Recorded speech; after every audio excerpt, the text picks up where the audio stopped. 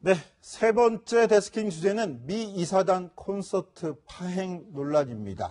자, 이현수 기자, 네. 야권이 이것도 가만히 놔두지 않고 나왔습니다. 진보판 블랙리스트다 비판이 거세네요. 네, 때는 10일이었고요. 10일에 이제 경기도 의정부에서 미 이사단 창설 그 100주년 기념 행사가 있었습니다. 거기에 이제 초대 가수들, 인순이 씨를 비롯해서 여러 가수들이 올 예정이었는데 이 행사를 앞두고 직전에 EXID라는 걸그룹은 행사에 참석하지 못하겠다라고 밝혔고요. 제 뒤에 나와 있는 이 인순이 씨 같은 경우는 무대에 올라와서 이렇게 고개를 숙이면서 사과 메시지를 내놔야 했습니다. 메시지를 보면 죄송합니다. 여러모로 사정이 있어서 오늘은 부득이하게 노래를 못하게 되었습니다. 이 사정이라는 게 뭘까요? 이 사정은 이 미군 장갑차에 치여서 안타깝게 목숨을 잃은 효순 미선 씨 사건이 있는데요. 그 학생들 사건 사망 일을 사흘 앞두고 사실상 이런 미군 축하 기념 행사를 하는 것 자체가 문제가 있는 게 아니냐, 왜 이런 행사를 하느냐라는 시민단체들의 비판을 비롯해서 SNS상에 사실상 도를 넘은 협박 메시지들이 올라오자 가수들이 행사에 불참하거나 또는 참석한 인순이 씨나 크라잉넛 같은 경우는 공연을 하지 못하고 무대에서 사과 메시지만 남기고 내려가야 했습니다. 아까 그 누리꾼이라든지 여러 다른 사람들의 그런 비난이 있었다고 하는데 제가 좀 더 추가적으로 설명을 드리면요. 일단 미군의 기쁨조 노릇을 한다. 또는 행사 공연 시 안티가 되겠다라면서 상당히 공격적인 그런 댓글들이 달리고 했다고 합니다. 그래서 따라서 아마 가수들이 부담을 느꼈던 것으로 전해지고 있고요. 만약에 기사를 쓴다면 인순이 씨 얘기를 좀 더 주의 깊게 썼으면 좋겠다는 생각을 했었거든요. 왜냐하면 아버지가 사실 주한미군이고 어머니가 한국 여성이에요. 그래서 아무래도 이번 공연이 좀 뜻깊고 본인에게 좀 남다르지 않았나, 자신의 인생이 좀 생각나지 않았겠나라는 생각 때문에 좀 기사에 넣었으면 좋겠다라고 말씀드린 건데요.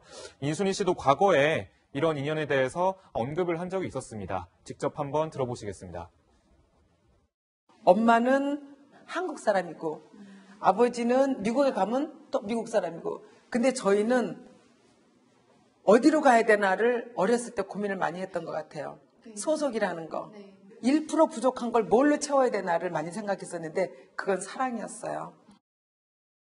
씨는 당일날 그래서 오프닝 무대까지 사실 준비를 했었거든요. 그런데 아버지가 흑인 병사고 어머니가 한국 여성이고 방금 그 인순이 씨가 말했던 것처럼 그런 인연들을 좀 되새기면서 준비까지 했었는데 하지만 이런 비난 여론에 결국 행사를 이어가지 못하겠다, 안 되겠다라고 소식을 밝혀온 것으로 전해졌습니다. 자, 저런 인순이 씨까지 공연을 포기할 정도였다면 네. 이 공격 수위가 얼마나 높았던 겁니까? 강병규 기자가 소개했듯이 매우 협박 수위가 좀 높았던 것으로 나타나고 있습니다. 특히 이 가수들이 느끼기에는 본인들의 이제 예술 활동에 대해서 정치적인 잣대를 대는 데 대해 상당히 격분했던 걸로 보이는데요.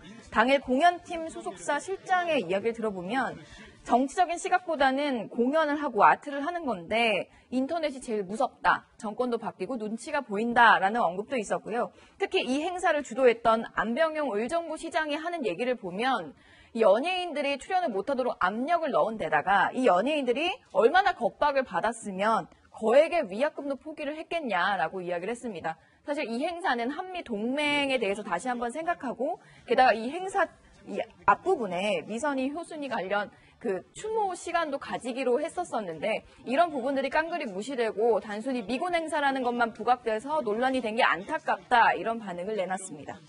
이것을 두고 누리꾼뿐만 아니고 일각의 이제 정치권에서는 이런 이야기가 납니다. 반미 세력 그리고 국자의 진보 세력들이 좀 너무 영향력을 발휘한 것 아니냐, 이런 건데요. 일부 의정부 시민단체 회원들이 잇따라 이제 콘서트 반대 시위를 열었습니다. 그런데 여기에는요, 의정부 시민사회단체 연석회의라는 것이 있습니다. 민노총 경기북부 지부하고 노동당 의정부 당원 협의회가 주축이 된 건데요. 특히나 이 중에서 통진당 출신이죠. 김재현 전 의원이 대표로 있는 민중연합당 의정부 시의원회, 그리고 민주민생 의정부 시민연대라는 것이 주축을 이루고 있습니다. 그렇기 때문에 지금 화면에 보이는 옛 통합진보당 김재현 의원이 주축이 돼가지고 영향력을 행사해서 결국에는 반미, 극좌 진보 이쪽이 이 공연 자체를 못하게 한 것 아니냐, 이러한 비판도 나오는 게 사실입니다. 예, 논란이 계속되자 자유한국당과 바른정당 등 보수 야당은 오늘 미 이사단 콘서트 파행에 한 목소리로 비판에 나섰는데요. 목소리 들어보겠습니다. 민주노총과 노동당 등 소위 진보 성향 시민들의 어이없는 콘서트 반대 시위와 가수 협박은 그 자체로 진보 세력판 블랙리스트나 마찬가지입니다. 이거는 청와대가 저는 나서줘야 될 문제다 이렇게 생각합니다. 지금 네. 문재인 정부가 제가 다른 건 모르겠는데 네. 굉장히 아찔한 그 안보 외교를 하고 있습니다. 네, 오늘 청와대에서도 조금 전에 윤영찬 국민소통수석이 입장을 내놨습니다. 이 콘서트 자체가 파행되고 그런 것에 안타깝고 그리고 그 해당 논란에 대해서 유감을 표명한다라고 밝혔습니다. 예, 한편 이런 가운데 지난 9일 인제에서 발견된 북한의 무인기에서 성주 사드 기지의 사진이 다량 발견됐습니다. 이현수 기자. 네. 북한 무인기가 사드 기지를 정찰하고 돌아간 정황이죠, 이게. 그렇죠. 사실상 이게 발견이 됐을 때 북한에서 온 것 같은데 이제 정황이었는데요. 어떤 사진이 찍혀 있는지를 보니 이제 성주의 그 사드 포대가 있는 그 지역을 일부 찍혀 있는 사진이 10장 정도 발견이 된 겁니다. 사실상 목적지가 그 성주였던 거죠. 그래서 성주에 왔다가 다시 돌아서 북한으로 올라가는 그 군사 분계선 인근 인제에서 연료가 부족해서 그때 떨어져서 발견이 된 건데요. 한 고도 2에서 3km 정도 상공에서 촬영이 된 걸로 보이고 카메라는 이제 일본산 소니였다고 합니다. 그리고 해상도가 약간 떨어지긴 하지만 확대를 해보면 그런 레이더나 이제 이런 것들이 식별이 가능한 수준이었다라는 건데 사실 2014년도에도 북한 무인기로 발칵 뒤집힌 적이 있었는데요. 그때보다 상당히 비행거리가 길어진 점을 확인할 수 있었습니다. 당시에 저도 기억이 나는데 당시 무인기가 정찰할 수 있는 거리가 한 200km 정도 된다라고 했고 당시에는 단발 엔진이었어요. 엔진이 하나밖에 없었는데 그렇죠. 이번에 발견된 건 엔진이 2개인데다가 500km, 거의 2배 이상을 더 정찰할 수 있는 능력이 갖췄다는 거예요. 근데 최석호 기자, 그렇게 능력이 향상된 북한 무인기가 만약 연료만 제대로 채워줬다면 북한으로 다 넘어갔다는 건, 넘어가지고 우리의 내부 사진을 다 북한이 보고 있을 거라는 거 아닙니까? 그렇죠. 이제 우리 군사 분계선에서요, 성주까지가 270km입니다. 그러면 가다가 멈췄으니까 북한에서 와갖고 한 500km 정도는 정찰을 했다는 겁니다. 왔다 갔다 500km가 됐고요. 2, 3km 상공에서 찍혔으니까 최고 고도는 한 5km 된다는 겁니다. 그렇기 때문에 아까 말씀하셨듯이 2014년에 발견된 세대의 무인기, 이것은 한 180에서 300km밖에 못 갔는데 약 2배 가까이가 더 왔다 갔다 할 수 있다는 겁니다. 굉장히 무인기 성능도 향상이 된다는 건데요.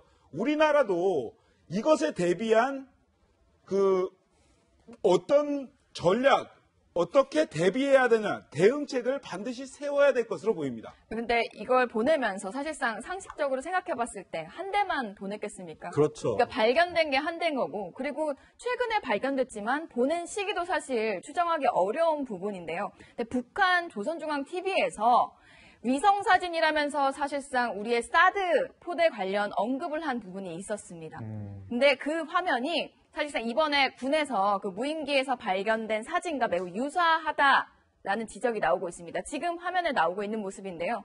그 조선중앙TV 지난달 8일에 나왔던 건데 당시에는 위성사진이라고 소개를 했지만 사실상 그 합참에서 확보한 이번 사진 언론에 공개를 하진 않았지만 기자들에게 참고용으로 공개를 했거든요. 그 사진과 매우 유사해서 사실상 다른 무인기들은 이미 돌아가서 그 사진을 일부 확보하고 있는 게 아니냐라는 관측까지 나오고 있는 상황입니다.